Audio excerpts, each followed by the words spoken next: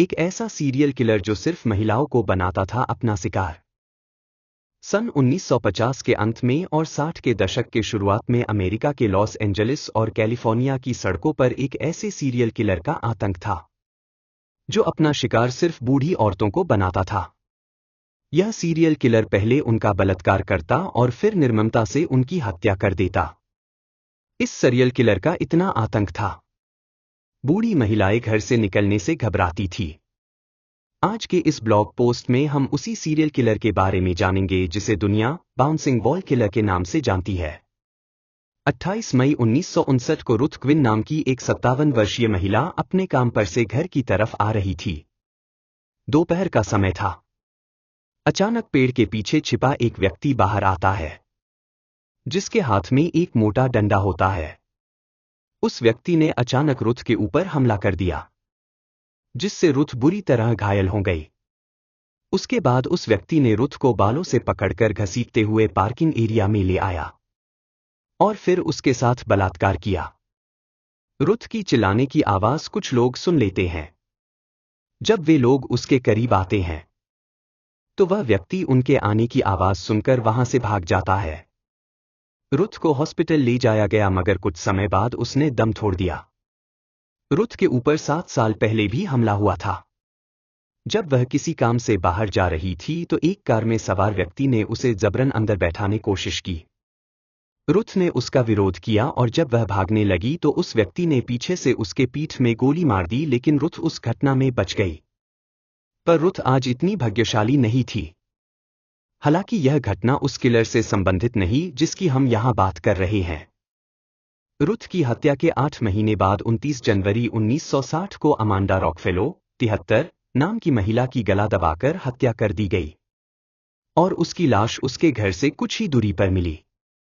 फिर 10 फरवरी 1960 को N quarter 60 नाम की महिला की हत्या तब कर दी गई जब वह चर्च जा रही थी। 2 मई 1960 को अल्मायारा मिलर 74 नाम की महिला का उसके घर में बलात्कार किया गया और फिर उसे भी जान से मार दिया गया। 13 मई को अपार्टमेंट मैनेजर एल्वा ग्रीन 60 की उसके फ्लैट में हत्या और लूटपाट की गई। जांच में पता चला कि उसके साथ भी बलात्कार किया गया था। 20 जून को ग्रेस ए मूर की भी हत्या कुछ इसी तरह ही गई। इन सभी हत्याओं से पुलिस बहुत परेशान हो चुकी थी। उनके ऊपर दबाव बढ़ता जा रहा था, लेकिन उनके पास हत्यारे से जुड़ा कोई भी सबूत नहीं था। इसी बीच 26 जून 1960 को एक और हत्या हो गई। मर्सिडीज लैंगरोन 72 की उसके घर में बलात्कार किया गया और फिर चादर से गला दबाकर उसकी हत्या कर दी गई। लेकिन इस बार हत्यारा स्पष्ट रूप से देखा गया। मर्सिडीज की सहेली और room partner Adela William store से काम खत्म करके घर आई तो एक व्यक्ति को उसके अपार्टमेंट से बाहर जाते देखा। वह व्यक्ति एक अश्वेत था जिसकी लंबाई 6 फीट के आसपास थी। वजन लगभग 70 किलोग्राम का था। काले कलर का धूप का चश्मा पहने हुए था और एक सफेद कलर की गेंद उछाल रहा था। कातिल के हुलिया के बारे में मीडिया में जब बात पहुंची तो यही से उसका नाम द बाउंसिंग बॉल किलर पड़ गया। पुलिस ने उस व्यक्ति की स्केच बनवाया और शहर में जगह जगह चस्पा करवा दिया।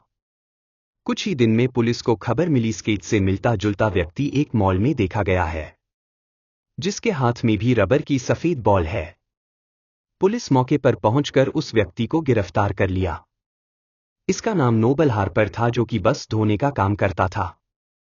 उसका चेहरा हूबहू स्केच वाले व्यक्ति से मेल खा रहा था, लेकिन इसकी लंबाई उस व्यक्ति से कहीं अधिक थी। जांच में बात साफ हो गई कि यह वह व्यक्ति नहीं है जिसकी पुलिस को तलाश है। उसे 2 दिन बाद रिहा कर दिया गया। 10 जुलाई को सेन डियागो में एक राजमिस्त्री को गिरफ्तार किया गया जिसकी शक्ल स्केच वाले व्यक्ति से हूबहू मिलती थी। उसके जूते भी उस व्यक्ति से मेल खा रहे थे, जिसके बारे में एडेला विलियम्स ने पुलिस को बताया था। लेकिन इस व्यक्ति के खिलाफ भी कोई ठोस सबूत नहीं मिला, जिसके कारण उसे भी छोड़ना पड़ा।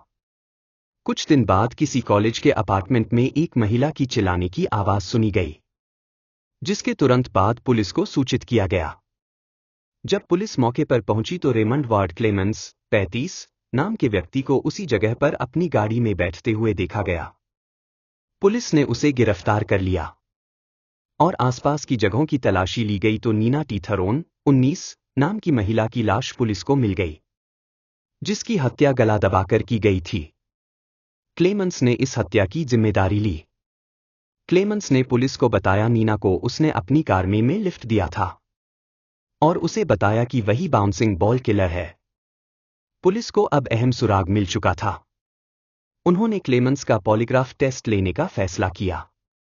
इसमें उसने नीना की हत्या की बात तो कबूली, लेकिन बाउंसिंग बॉल किलर वाली बात उसने झूठ बोली थी।